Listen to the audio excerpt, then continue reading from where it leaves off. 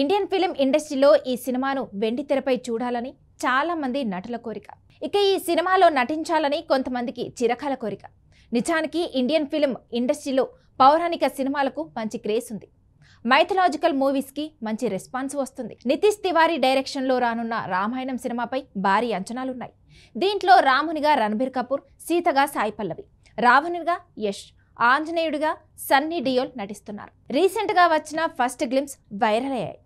అయితే ఇదే trend follow అవుతూ తన డ్రీమ్ ప్రాజెక్ట్ మహాభారతంను అనౌన్స్ చేశాడు బాలీవుడ్ సీనియర్ హీరో ఆమిర్ ఖాన్. ఇక విషయంలోకి వెళ్తే భారతం తెరకెక్కించడం అనేది ఆమిర్ ఖాన్ డ్రీమ్ అన్న సంగతి తెలిసిందే. తాజాగా ఆమిర్ ఖాన్ తన నెక్స్ట్ ప్రాజెక్ట్ మహాభారతం గురించి కీలక ప్రకటన చేశాడు. అంతేకాదు ఆగస్టు నుంచే పనులు మొదలయ్యాయి. దంగల్ దర్శకుడు నితీష్ తివారీ రామాయణ చిత్రాలను 2 భాగాలుగా తెరకెక్కిస్తున్నాడు. దీంతో భారతాన్ని ఆమిర్ ఖాన్ అనేక భాగాలుగా తెరకెక్కించబోతున్నాడు. అందులో భాగంగా అంతా కొత్త నటీనటులను ఎంపిక చేస్తాడట.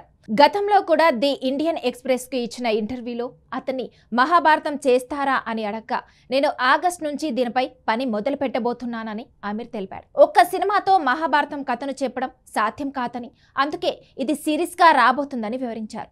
ఇక మహాభారతం స్టోరీ ఎంతో లోతైనదని, దీన్ని చెప్పడం ఎంతో ఛాలెంజ్ టాస్క్ అని అభిప్రాయపడ్డాడు.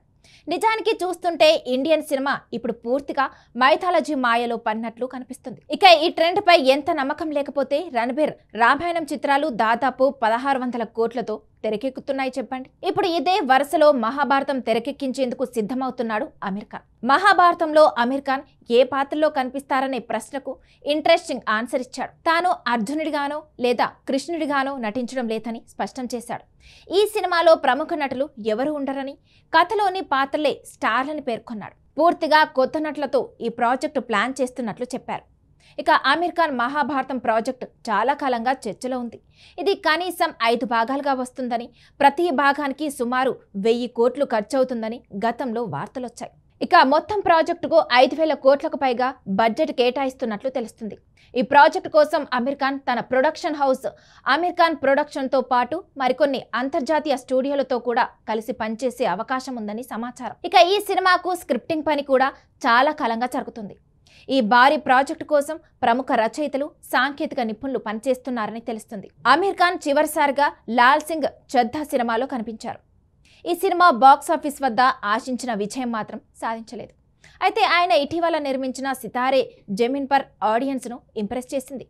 ఇది చాలా స్పెషల్ మూవీ. ఇది అన్ని వర్గాల ప్రేక్షకులను ఆకట్టుకుని 200 కోట్ల క్లబ్కు చేరువవుతుంది. ఆమిర్ ఖాన్ ఇప్పుడు చాలా డిఫరెంట్ స్టోరీలను ఎంచుకుంటున్నాడు. సినిమా నిర్మాణంలో కొత్త బెంచ్ మార్కులను సెట్ చేస్తాడు. మహాభారతం ప్రాజెక్టును కూడా ఇలాగే ప్లాన్ చేస్తాడని సినీ విశ్లేషకులు భావిస్తున్నారు. ఈ ప్రాజెక్ట్ ఇండియన్ సినిమా హిస్టరీలోనే ఒక మైల్ స్టోన్ గా నిలిచిపోయే అవకాశం ఉందని అంటున్నారు.